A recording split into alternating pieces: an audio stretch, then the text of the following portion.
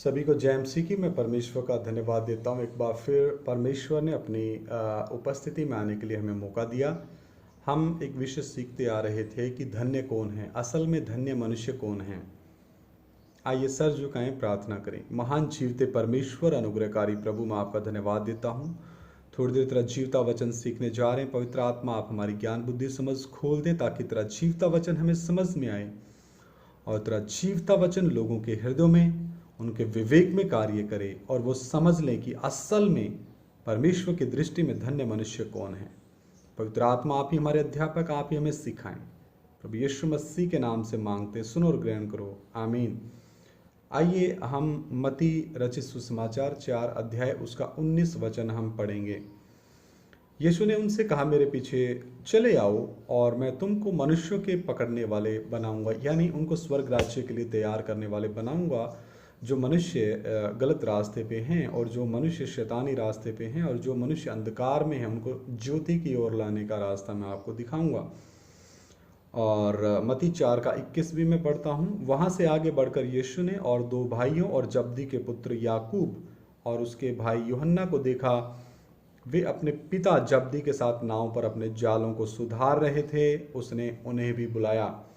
तो यहाँ पर हम देखते हैं परमेश्वर की दृष्टि में धन्य कौन है। धन्य वो है जिसे परमेश्वर ने बुलाया है और वो परमेश्वर की बुलाहट को पहचान कर परमेश्वर के पीछे चलने का फैसला लेता है। ऐसा मनुष्य ही धन्य है। परमेश्वर का वचन के अनुसार ऐसा ही मनुष्य धन्य है, धन दौलत और संपत्ति जायदाद वाला नहीं। अब हम देखते हैं उत्पत्ति 5 अध्याय 5 में पुराने नियम में परमेश्वर के पीछे कौन कौन चले।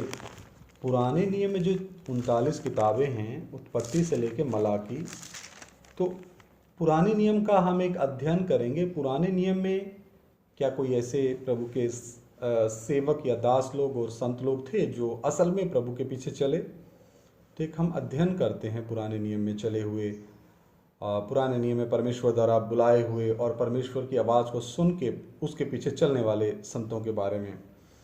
उत्पत्ति 5 का 5, इस प्रकार आदम की कुल आयु 930 वर्ष की हुई, तत्पश्चात वह मर गया। तो यहाँ पर हम देखते हैं आदम प्रभु के पीछे चला। हालेलुया। उत्पत्ति 5 का 23 और 24, उत्पत्ति 5 का 23, 22, 23, 24 में पढ़ना चाहूँगा। मतुसेलह के जन्म के पश्चात हनोक 300 वर्ष तक परमेश्वर के साथ साथ चलता रहा। कितने साल? 300 साल। कितने समर्पण और कितने धैर्य और कितने परीक्षाओं से भरा हुआ जीवन हनोक का होगा। जितने लंबे समय में विश्वास रखकर परमेश्वर के पीछे चलता रहा। हालेलुया। और उसकी और भी बेटे बेटियां उत्पन्न हुई। इस प्रकार हनोक की कुल आयु 365 वर्ष की हुई। हनोक परमेश्वर के साथ चलता था। किसके साथ चलता था? परमेश्वर के साथ चलता था। फिर वह लोप हो गया परमेश्वर, क्योंकि परमेश्वर ने उसे उठा लिया। हालेलुया। तो कितनी तसल्ली की बात है कि परमेश्वर के पीछे पुराने नियम में भी बहुत से प्रभु के दास लोग थे, प्रभु के सेवक लोग थे जो प्रभु के पीछे चलते थे। पहले हमने देखा आदम और उसके बाद हमने देखा हनोक के बारे में। हनोक लगातार 300 साल प्रभु के पीछे चला। आइए अब आगे हम देखते हैं उत्पत्ति 6 का 9, उत्पत्ति 6 अध्याय उसका 9। नूह की वंशावली यह है। नूह धर्मी पुरुष और अपने समय के लोगों में खरा था। नूहा की वंशावली यह है। नूह क्या था? नंबर 1, धर्मी पुरुष और अपने समय के लोगों में क्या था? खरा था। मन की खराई थी उसके अंदर, इंटीग्रिटी, सत्यनिष्ठा थी, मन की खराई थी। और नूह परमेश्वर ही के साथ साथ चलता रहा। हालेलुया। यहाँ नूहा भी परमेश्वर के साथ चलता रहा। आमीन। अब उत्पत्ति 12 का 1, 2, 3, 4, 5 हम पढ़ते हैं। उत्पत्ति 12 का 1 से 5। यहोवा ने अब्राहम से कहा, अपने देश और अपने कुटुंबियों और अपने पिता के घर को छोड़कर उस देश में चला जा जो मैं तुझे दिखाऊंगा। पहले चला आदम, नंबर 2 पे चला हनोक, नंबर 3 पे चला नूहा अब नंबर 4 पे नंबर 4 पे अब्राहम के बारे में परमेश्वर का वचन कहता है, यहोवा परमेश्वर ने अब्राहम से कहा, अपने देश को छोड़ना है, पहली बात। दूसरी बात, अपने कुटुंबियों को छोड़ना है। और तीसरी बात, अपने पिता के घर को छोड़कर 3 चीज़ों को छोड़ना है। उस देश में चला जा जो मैं तुम्हें दिखाऊंगा। कौन कह रहा है? परमेश्वर कह रहा है। और मैं तुझसे एक बड़ी जाति बनाऊंगा और तुझे आशीष दूंगा और तेरा नाम महान करूंगा और तू आशीष का मूल होगा। जो तुझे आशीर्वाद दें उन्हें मैं आशीष दूंगा और जो तुझे कोसे उसे मैं श्राप दूंगा। और भूमंडल के सारे कुल तेरे द्वारा आशीष पाएंगे। पूरी पृथ्वी के देश, पूरी पृथ्वी के लोग अब्राहम के द्वारा आशीष पाएंगे। यहोवा के इस वचन के अनुसार अब्राहम चला।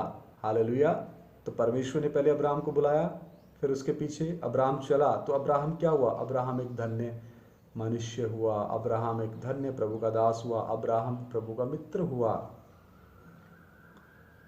और लूत भी उसके संग चला। और जब अब्राहम हरान देश से निकला उस समय वह 75 वर्ष का था। कितनी उम्र? 75 वर्ष से चलना शुरू किया।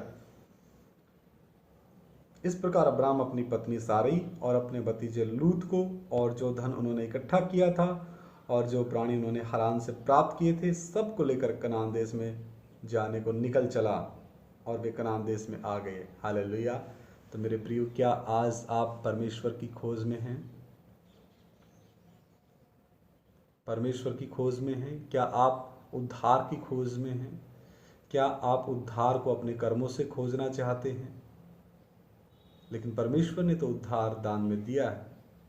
वचन कहता है, विश्वास के द्वारा अनुग्रही से मैं और तमाम वो लोग बचाए गए हैं जितनों ने प्रभु यीशु मसीह को अपना प्रभु, मुक्तिदाता, उद्धारकर्ता करके ग्रहण किया। और क्या आप बुलाए गए हैं?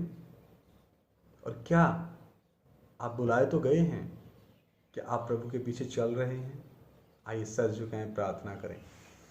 हालेलुया। धन्यवाद करते हैं प्रभु, पुराने नियम के संतों के बारे में जब तेरे पवित्र वचन से सीखते हैं कितनी तसल्ली मिलती है पिता। सचमुच वो आपके पीछे चले। अब्राहम, हालेलुया, सबसे पहले आदम प्रभु के पीछे चला, उसके बाद हनोक प्रभु के पीछे चला, फिर नूहा प्रभु के पीछे चला, फिर अब्राहम भी प्रभु के पीछे चला, आज्ञा का पालन किया। प्रभु सचमुच हमें भी आपने कृपा दी है, आपने बुलाया है, आपके पीछे चले। हम सारे मन प्राण आत्मा के साथ आपके पीछे चलने के लिए कृपा दे। हमारी ज्ञान बुद्धि समझ को खोल दे। जो भी भाई बहन बच्चे बुजुर्ग नौजवान तेरा वचन सुने वो समर्पण करें, आपके पीछे चलने का मन बनाए। हमारी प्रार्थना को सुन लो। प्रभु यीशु मसीह के नाम से मांगते, सुनो और ग्रहण करो। आमीन। सभी को जय मसीह की। मारानाथा।